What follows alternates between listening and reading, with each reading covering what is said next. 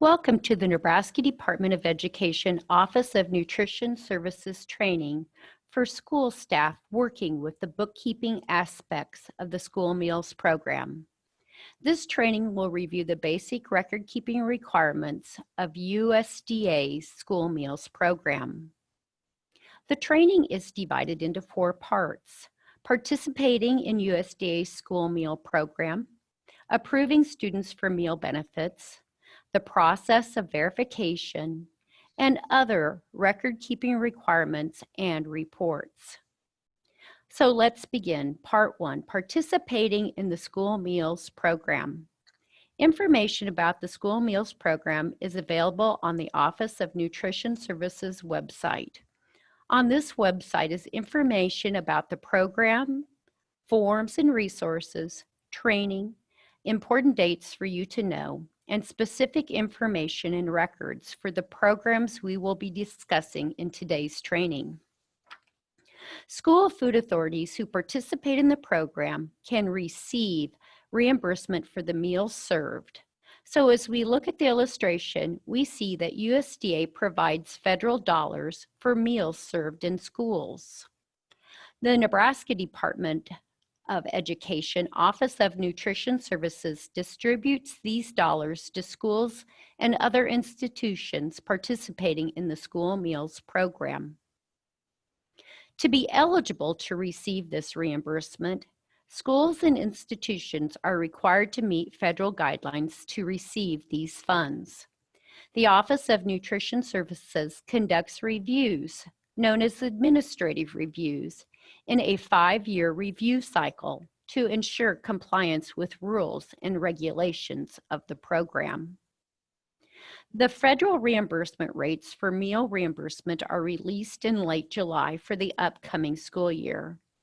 Reimbursement is defined as the amount of money a school or institution receives each month for the number of reimbursable student meals the school or institution claims for reimbursement. On the Nutrition Services homepage under Quick Links, you can find the current reimbursement rates. There are different rates of reimbursement released for each program. SFAs may choose to participate in the programs of breakfast, lunch, the after-school care snack program, and the special milk program. In order to participate in breakfast and the after-school care snack program, the SFA must participate in lunch. USDA provides reimbursement based on 3 categories: free, reduced, and paid. The difference between the free rate of reimbursement and the reduced rate of reimbursement at breakfast is 30 cents. Schools cannot charge students eligible for reduced price meals more than 30 cents at breakfast. Schools and institutions can receive additional breakfast reimbursement for free and reduced meals if 40% or more of the lunches served 2 years ago were free or reduced. The difference in the additional reimbursement between the free and reduced is still 30 cents. Schools or institutions qualify for this additional funding by feeding site. A question on the sponsor's site application populates with the lunch counts from 2 years ago and indicates if the site qualifies for severe need breakfast funding. Please note that while we are talking about additional severe need breakfast funding, the eligibility for this funding is based on lunch counts. More information about the school breakfast program, including additional training, can be found on the Office of Nutrition Services website under the school breakfast program. For lunch, USDA provides reimbursement based on 3 categories: free, reduced, and paid. The difference between the free rate of reimbursement and the reduced rate at lunch is 40 cents. Schools cannot charge students eligible for reduced price meals more than 40 cents at lunch.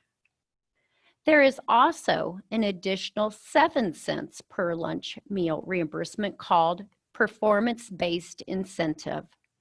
When the Healthy Hunger Free Kids Act of 2010 was enacted, schools and institutions were required to complete a one-time certification of new meal pattern compliance in order to receive this performance-based incentive.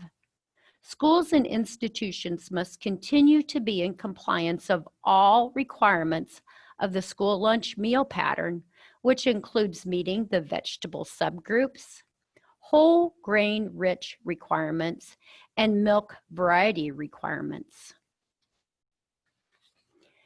Reimbursement is also paid for schools and institutions that choose to participate in the after-school care program.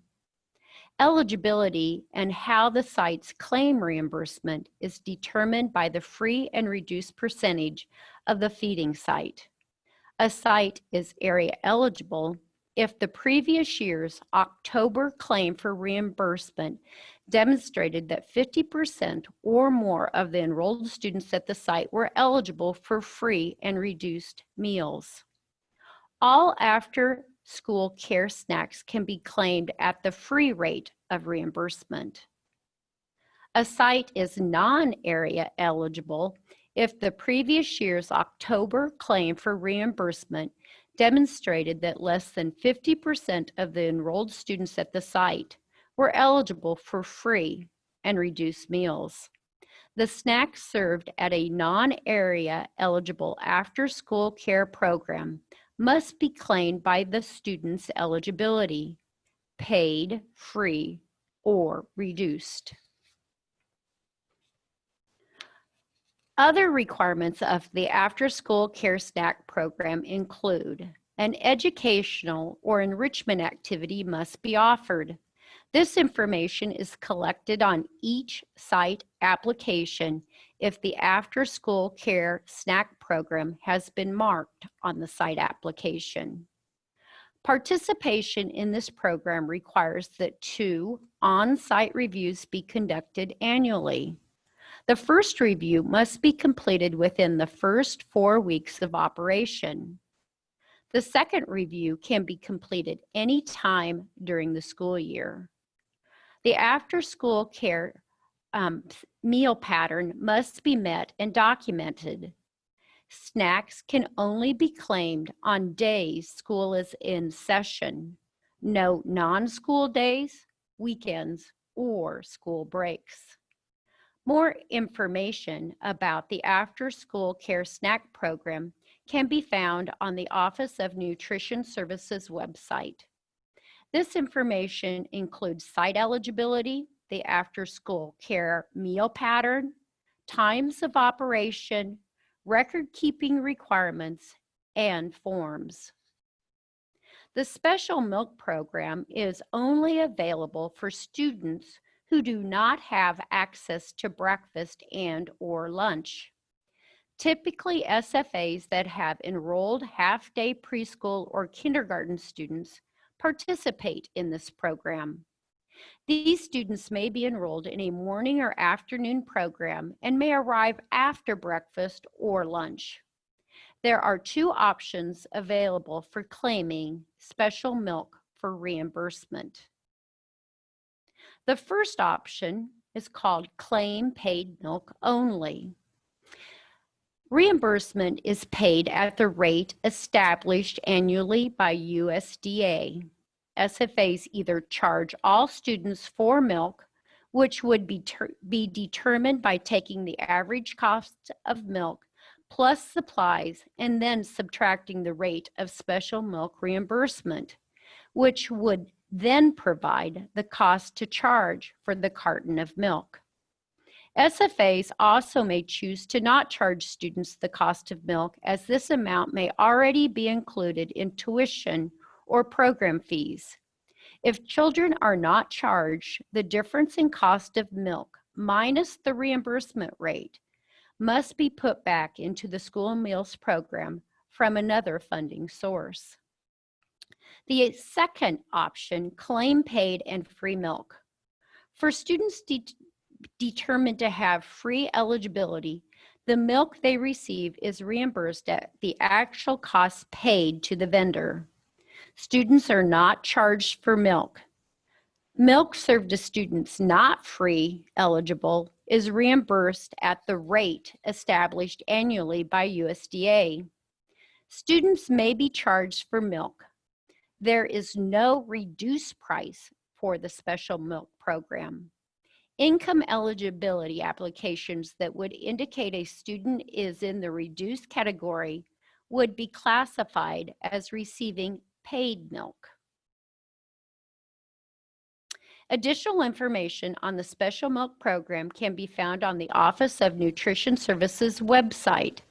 This information includes the income eligibility application for sponsors choosing to participate in option 2, claiming milk is free and paid. Now that we have talked about the reimbursement rates in different programs, let's move our attention to completing the annual program application.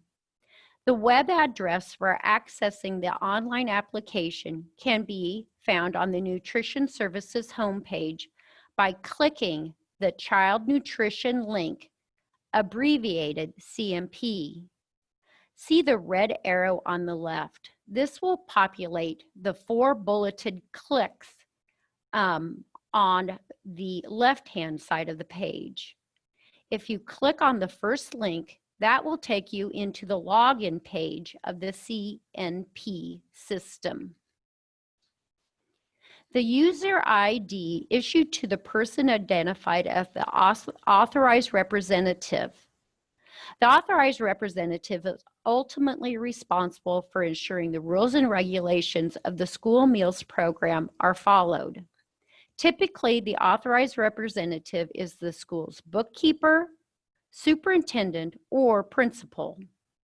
If your school's authorized representative has changed, school food authorities must notify our office. The new person must apply for a new user ID. The Nutrition Services Computer Access Application and Agreement Form can be found under Forms and Resources and emailed to the Office of Nutrition Services. When approved, the authorized representative will receive a confirmation email containing the user ID along with instructions for creating a new password. Once logged in, the screen will only have boxes for the child nutrition programs you participate in. Nutrition Services administers the school nutrition program, the summer food service program, and the child and adult care food program. You will click on the blue square for access into the school nutrition program. We are going to go through some of the main points of completing the application packet on the next few slides. For more detailed instructions, please view the instructional links under Bookkeeping Training. To start, the first step is to click on Applications in the upper left-hand corner of the dark blue menu bar. Next, you will click on Application Packet. This will take you to a screen where you enroll in the correct program year to start the application packet. As a side note, see arrow number 3 in the upper right-hand side of the page. The arrow points to year. By clicking on this, you can view applications from previous school years. Once you have clicked on the application package, the following screen appears. This particular example has both the site application and sponsor application completed. It has been submitted for approval to the state agency, as you can see from the information at the top of the application. It is important to remember that both the site application may be more than one feeding site, so there may be multiple feeding sites to complete, and the sponsor application must be completed. Many SFAs find it easier to start with completing the site application first, then moving to the sponsor application. Based on some of your answers in the sponsor and site application, the system will prompt you if documentation must be attached in the checklist summary portion of the application. This information is required if you are not using the standard forms provided by Nutrition Services, such as the free and reduced price meal application, letter to households, or production records. The point of service waiver is required to be completed if the meal count is not taken at the end of the serving line. Food service contracts are also required if meals are delivered to your school or students walk over to eat at another school, or if the district contracts with a food service management company. If any documentation needs to be submitted, it will be listed under the checklist summary, which can be found on the application packet screen. From the checklist summary, you must check the box that the form has been submitted to NDE. From there, the form can be uploaded to the application packet. Finally, when all parts of the application specific to your school or institution have been completed, green check marks will appear. You are then ready to click the red Submit for Approval button on the bottom of the screen. The program specialist will review and approve the application to participate in the school meals program.